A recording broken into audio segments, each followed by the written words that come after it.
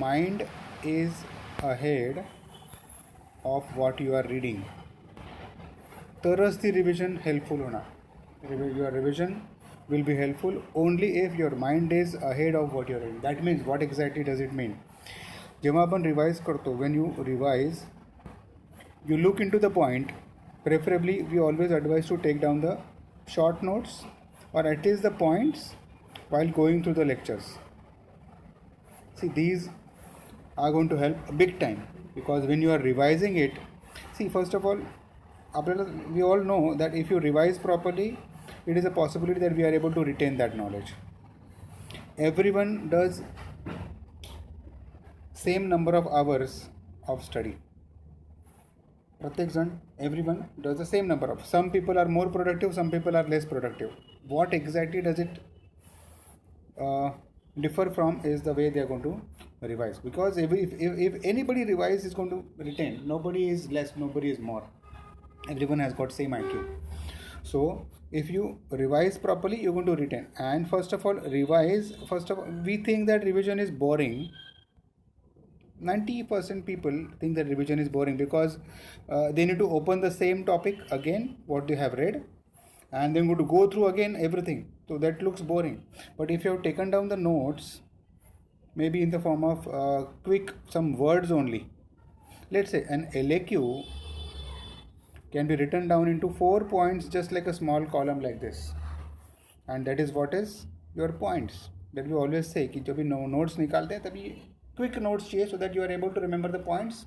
And when you go through the points, your mind is actually re-stimulating the synapses where that memory is stored. That means what is happening? Your mind is ahead of what you are reading. That is what is called an active revision. And then only things are going to be remembered. It is obviously boring to go through all those 15 pages again, consuming the same amount of time what you have done before. That is the reason revision looks boring. And something which looks boring, we will not go through it actively. So these things are going to make a huge difference, because this thing is going to make revision more interesting as well as less, or I can say very less time consuming. And believe me, those 10 minutes revision is going to have huge difference in you are able to recollect the marks. And that is the reason we always say वो 10 minute का revision, लेकिन वो 10 minute का revision अगर 1 घंटा लगने वाला है, 2 घंटा लगने वाला है, you will better feel that okay अभी टाइम वैसे भी कम है, नया वाला टॉपिक कर लेते हैं. So student A is also doing 10 hour study, student B is also doing 10 hour study, लेकिन स्टूडेंट बी क्या करता है, वो 10 घंटे में 30 मिनट्स ही is spending in this active revision. So we make it a point that nobody is less in your friends. Those who are clearing the exam is also not less, not more. Those who are failing the exam are also not less. Only difference does it make. See, nobody wants to fail actively. So he is also studying, you are also studying. Why you are not getting marks? And provided everyone has got same memory, because it is the way they are going to revise. ऐसा किसी को memory कोई अलग brain थोड़ी ना दिया है कि उसका कंप्यूटर के जैसा ब्रेन एक बार कॉपी करके पेस्ट कर दिया तो ख़त्म बात. We all have ability to forget things, and that is good. Rather हम लोग हमारे लेक्चर में बोलते हैं ability to forget is more important than ability to remember. This is normal physiology. Your mind automatically forget something which is not important urgently, automatically forget. हाँ, mind को पता है कि अगर कल एग्ज़ाम है तो तुम सब कुछ अच्छे से रिटेन कर पाओगे, लेकिन कल एग्ज़ाम नहीं है, अगर तुम उसको रिवाइज नहीं करते तो माइंड ऑटोमेटिकली उसको भूल जाएगा, because mind has to store something which is urgently important. That is the reason mind forget. हर किसी का माइंड फॉरगेट होता है, लेकिन द प्रॉब्लम इज़ एक दिन एग्ज़ाम के पहले we can not remember all the data which is there in one subject. अगर ऐसा होता था तो सब लोग एक ही दिन पढ़ाई करते थे और छूट जाते थे. पूरा आधा बुक जो है वो एक दिन में, इसीलिए तो ये प्रिपरेशन करना पड़ता है 3 महीने के लिए, वो 3 महीने तक हम लोग क्या करेंगे, छोटा छोटा नोट्स निकाल के रखेंगे, and that notes ultimately is going to be complete paper. तो ये पूरा जो नोट्स है ये आप एक दिन में रिवाइज कर सकते हो. That means make it a point that 1 महीना का जो 30 days का जो तुम्हारा प्रिपरेशन है वो प्रिपरेशन ऐसा करो कि वो पूरा हम लोग एक दिन में रिवाइज कर पाएंगे. Because all of us know कि कल रीड किया हुआ आज तक तो मिनिमम याद रहने ही वाला है. सो ये अगर टेक्निक एम्प्लॉय करते हो तो I don't think you will have any problem in any exam. While my PG entrance exam I make it a point कि मैंने 19 सब्जेक्ट का ऐसा नोट्स निकाला था कि वो 3 दिन में रिवाइज हो जाए. बिलीव मी, 19 सब्जेक्ट्स का. बिकॉज आई कुड अंडरस्टैंड कि मेरा 3 दिन के बाद अगर एग्ज़ाम है और अगर मैं वो सारा सब कुछ नोट्स 3 दिन में रिवाइज कर सकता हूँ तो मुझे मैक्सिमम मार्क्स आएंगे. मतलब मेरा 6 महीने का प्रिपरेशन सिर्फ यही चीज़ के लिए था कि ये 3 दिन का मैं कैसे प्रिपरेशन करूँ. No, you will not require any coach, you will not require anybody. I don't want my students to require me again and again, because if they acquire this is going to be big time help for them. It's going to make them independent, and that is what is going to make a huge difference. Because there's no point in making you dependent on somebody, because the point, the study becomes automatic, the study becomes autonomous, study becomes self-sustaining, then only progress is going to happen. And that is the reason ये सारा preparation. See हम लोग maybe last week because of the Ganesh festival we could not meet, लेकिन ये वाला चीज़ जो है, if I know you all are doing hard work, I know ये वो तुम कर रहे हो, तुम एग्जाम पेपर भी सॉल्व कर रहे हो, लेकिन ये टेक्निक जब भी तुम्हारे पास आती है then nobody can stop you. Even your super speciality exam you have the same technique. Exam preparation के लिए ये वाला टेक्निक है, प्रोफेशनल सक्सेस होने के लिए दूसरी चीज़ें हैं. Both the things don't go hand in hand. Don't consider that somebody who's a topper is going to be successful in his life in a professional career. Not possible. Don't think that if you're failing in the exams, you won't be successful in your professional career. It's not like that. That professional success requires different qualities. This requires different qualities. So, nobody is less, nobody is more. First important point. Second important point is how exactly you do revise things properly. And that revision, I want it to be more interesting.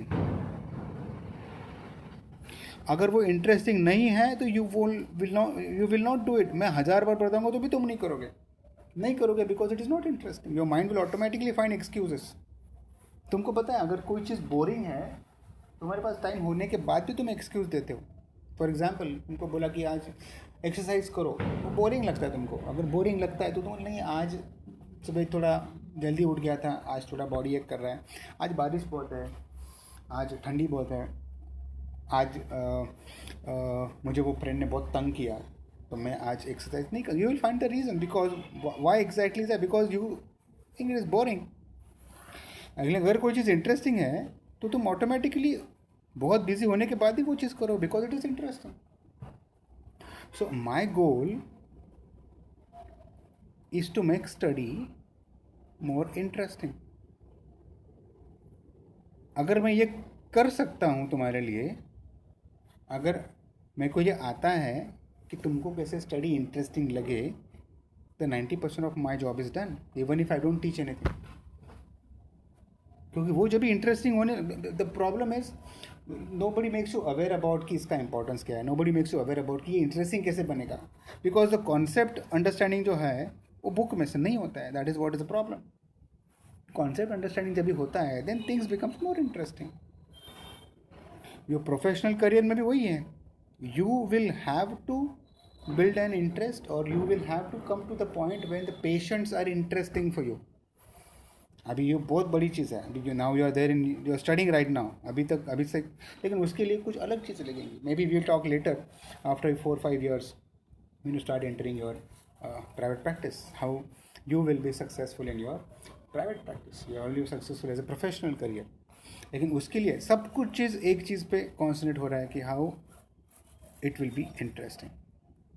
See, either you enter into the field which you are more interested in. Then it will become automatic. लेकिन अभी I will not सी. अभी तुमको एक ही field है तुम्हारे पास, medical field. अगर तुम मुझे मिलते थे 11th एंड 12th स्टैंडर्ड में, तुमको पता था कि बड़े मेडिकल फील्ड मत लो, enter into the field which is more interesting for you, so it becomes automatic. You will be automatically successful. And even if you're not most wealthiest person, but you'll be happy in your life. So things becoming interesting is most important for you to be successful in it. तो ये सब हमने revision से start किया कि जब भी हम लोग रिवीजन करते हैं तो रिवीजन हम लोग कैसे इंटरेस्टिंग हो बना सकते हैं. How exactly you can make the revisions interesting. और रिवीजन अगर इंटरेस्टिंग नहीं होते हैं तो you will not do it. And if you will not do it, less chances that you will be able to remember things till your exams. और less chances success नहीं हो पाओगे. सक्सेस नहीं हो पाओगे तो बार बार वही करना पड़ेगा, तो बोर होगा. That is logical. हर किसी को बोर होता है एक ही चीज़. You cannot wear the same shirt for 6 months. Forget about studying the same thing for 2 years, 3 years. It's not possible. And that too is not, which is not interesting. So ये चीज़ें interesting कैसे बने, that is what is my goal. इसीलिए हम लोग concept समझाते हैं so that things become more interesting.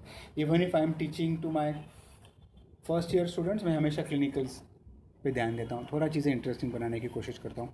भले हम लोग सारा बुक में का डेटा कवर ना कर पाएँ, because that is more theoretical. वो पढ़ाने जाऊँगा तो बोरिंग लगेगा.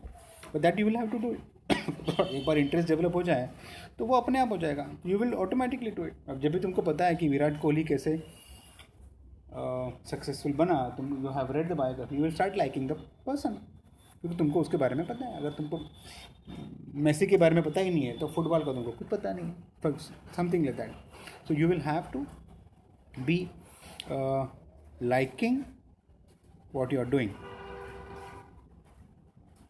Now there is no choice because you will have to like what you're doing, otherwise you do what you like. ऐसा अभी तो सिचुएशन नहीं है, for example. So it is easily possible. It is very easy to like someone. It is very easy to like something rather if you know about it, if you know more details about it, it automatically happens. अगर किसी चीज़ के बारे में तुमको ज़्यादा पता हो गया तो वो अपने आप अच्छी लगने लगती है. That is how we can do. अगर रिविजन्स इंटरेस्टिंग नहीं होते हैं then there is a less possibility you will be able to succeed in your theory. You will able to succeed in your theoretical exams. चलो ठीक है. तो this is what is most important point. Somehow revision से मैं शुरू किया and somehow this is came to the point. Am I able to convey the message. मैंने convey किया मैसेज आपको कि how exactly, right. So this is going to be applied for all your exams, your professional life also, your personal life also. If you don't like it, less possibility you will be successful in it.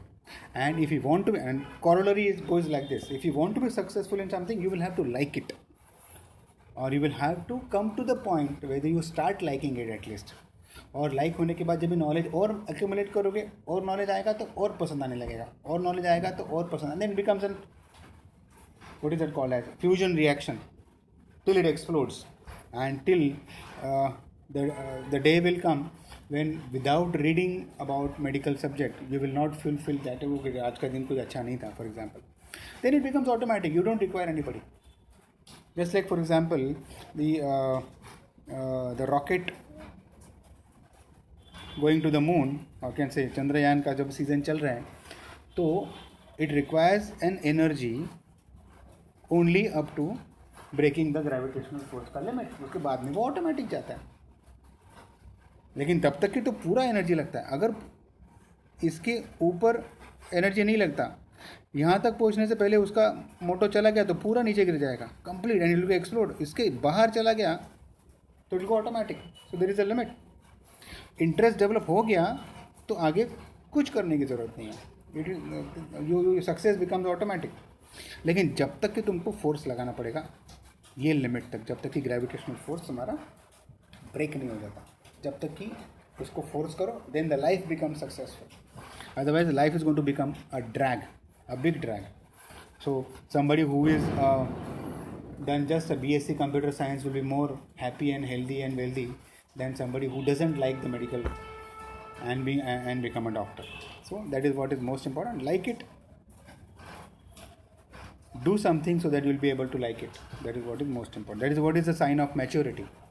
छोटे बच्चे तो वही करते जो उनको पसंद है, लेकिन मैच्योरिटी का साइन क्या है कि जो तुमको प्रोफेशन दिया गया है, and it is an ideal profession, I still say ideal profession in the sense it is something where you can do charity also, you can earn money also, you can have a name also. Most important virtue of life, health तुम दूसरे को दे रहे हो, this is very good, this is very good profession I can say. You can do many things. Civil engineer अगर charity करना चाहता है तो फ्री में तो घर नहीं बना के दे सकता ना, बिकॉज उसके लिए उसको कॉस्ट लगेगा, लेकिन तुम फ्री में तो ट्रीटमेंट दे सकते हो किसी को, बिकॉज दैट इज़ ईजी. अगर कोई कंप्यूटर इंजीनियर है तो फ्री में सॉफ्टवेयर बना के नहीं देगा, उसको बहुत खर्चा आएगा. So think about it, you can do so many things in this, and because of that of course exam period में ये सारा भगवद गीता या तो फिर उपदेश थोड़ा हेवी लगेगा, लेकिन when you start liking the subject, when you start being serious about it, things automatically change. That is what my word of said may be for this couple of